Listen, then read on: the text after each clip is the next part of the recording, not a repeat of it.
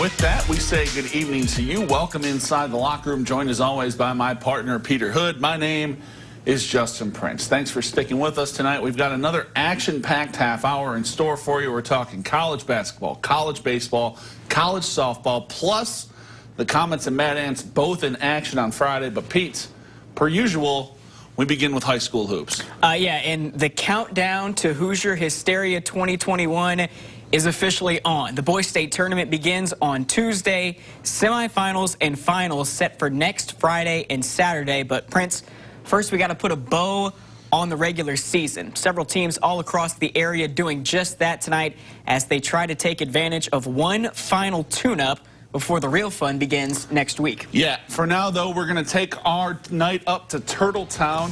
17-4 Churubusco hosting 15-6 Eastside to close out the regular season. Blazers held a 2-point halftime lead. Built on that to start the third. Owen Willard kicks to Hugh Henderson for the long two. Eastside takes an 8-point lead. But Busco would battle back on the break. Luke McClure can't get the layup to go, but Landon Jordan there for the foul. Game high 22 for him, makes the 2-point game. Blazers do answer, though. Here you see Henderson from downtown, 3 of his team high 15, makes it a 5-point game. And then you're going to see Owen Willard. Wow. Float game. Is it hard being that handsome, Bryce? Float game strong, nearly touched the ceiling. He had 14, makes it a 7-point ball game, but Busco would stick around all night long. Here you see Jackson Paul attacking the rack, 19 points for the future Huntington Forester. Busco goes on to win a tight one tonight, 58-57, your final from Turtletown. Staying in the NECC, Fremont upset Westview earlier this week, so that opens the door for Central Noble. Cougars can clinch a share of the title tonight with a win over Fairfield. And the Cougs left no doubt in this one. It's been a rough year for Fairfield, and Cougs weren't very nice to him tonight either. Connor Esigian, catch and shoot 3, puts CN up 4. Other end of the floor, off the miss. Board for Esigian. Look ahead to Jackson Andrews, who gets the fast break bucket to go. And Prince, after that, we just started showing off. I haven't seen these yet, but apparently young Mr. Esigian brought out the hammer tonight. That's what they tell me? He did. There's one, and I hear we got another one coming. We do. Let's see it. I'd give that one like a 7.5. Dunk number 2, pretty good too. Yeah. He's a pretty good player. Yeah, he had 15 of Central Noble's first 19 points, finished with a game-high 24 on the night. Cougs claimed their first share of the NECC title since 1998. So obviously, that Central Noble team pretty good. There you see Sawyer Yoder with a dunk himself. The door gets left open, they walk right through it. Yes, they do. All right. How about some more NECC action for you at Paul Bateman Gymnasium? Garrett hosting West Noble tonight. Pick it up first quarter. All Chargers from the jump. Ball finds its way to Adam Nelson for 3. gets the gets the Chargers going, excuse me. Garrett just trying to hang around. A few possessions later, Jason Bailey gets an easy layup off the head fake, but it was a lot of West Noble tonight and a lot of Austin Kripe. The crossover sends his defender to the ground. He finds Zach Burrs for the bucket. Garrett on the other end does answer. That's Tyler Gator finding Bailey on the back cut. One of the lone bright spots on the night for the Railroaders was Bailey, but we told you just too much Austin Kripe. Here he goes to the ISO package, hits the step back Jimmy. Chargers cruise to close the regular season 69-38. Your final. All right, warning, folks. If you like defense, you may want to turn away for this one because it was optional at KILMER Court tonight. SNIDER hosting Marion. Pick it up first half. Carson Jenkins from the logo. Hey, sure. Sure. Respect the specs. Why not? Respect the specs. He had 26. That was good for half of this guy's total points for the night. Jalen Blackman. Prince, been a lot of good players over the years that have come through Marion, so this is saying something. He became the program's all-time leading scorer earlier this month, and you can see why. Blackman had a career-high 48 on Wednesday, topped that with 52 tonight. Scores in his sleep. In his hometown of Fort Wayne, but even that wasn't enough because SNIDER was cooking on the other end as well. Aiden Lambert, you're going to see him knock down a corner three. He finished with 18, and no, this final score is not incorrect. 98-96, your final SNIDER wins. You weren't lying when you said defense optional. Yeah. Wow. Just down the road at Concordia, we head inside the cage. Cadets play host to Columbia City, and Concordia took control from the opening jump. Brandon Davis rips the rebound away from Elias Spellman. It results in an easy layup for Cam Johnson. That gets the Cadets on the board. Moments later, Columbia City couldn't stop turning the ball over early. Concordia takes advantage. Davis misses the layup, but Johnson right there to clean it up. Cadets jump out to a 6-0 lead, but the Eagles call timeout, and they would settle down after that. Our guy Mason Baker sets up Seth Mills for the short jumper from the baseline. Deficit down to 1. Now we're going to fast forward to the final seconds for you. Eagles down 2. Baker. Bomb. He gets it in. Ball game. The junior knocks down the game-winning 3 at the buzzer. C-City wins a thriller tonight, 57-56. That was a good one. So was this. You like buzzer beaters. Good night for you in the locker room. Leo, they won the outright NE8 title a couple weeks ago. Tonight, the Lions wrapping up the regular season with a trip to Woodland.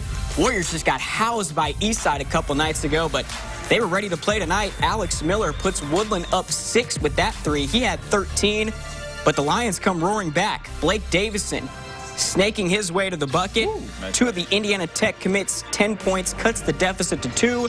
And then in the fourth, Davison, no on this jumper, but DJ Allen there for the stick back. Team high 14 for Allen. 12-0 run puts Leo up by 6, but Woodland would not be denied tonight. Final seconds, tied at 43. I promised you another buzzer beater. Here's another buzzer beater, courtesy of Joe Reedy. Wow. Let's go home, he says. Triple teamed, too. 3 of his team high 19 wins it for the Warriors as Woodland knocks off 3A number 4 Leo in an upset 46-43. Your final. All right, good win for the ACAC there, trying to pick up another one here. Bluffton Tigers testing themselves on the road against Southwood tonight, and the Knights got going early. Connor Rich kicks into the corner for Dawson Phillip, knocks down the 3 ball. Southwood jumps on top. Moments later, off the inbound, they lob it up to Carson Rich, and Rich converts on the easy bucket. Knights go up 5. Bluffton battling back, though. They get on the board here. Max Stoppenhagen takes the contact, finishes at the basket, but just too much Rich for the Tigers to handle tonight. He was pretty much doing whatever he wanted out there. Southwood rolls 77-45 the final. Staying in Wabash, the Apaches, they've struggled this season. Just 6-15 coming into tonight's game against a really good Peru team. Tigers 14-6. Apaches led by 6 at the half. Third quarter, though, here comes Peru. Braxton Robbins, the smooth lefty, knocks down a 3, cuts the deficit in half. But the Tigers couldn't get much closer than that. Wabash answers with a 3 of its own. Jasper Walter tickles the twine. And then Prince 3 is good. You know what's better than 3? 4.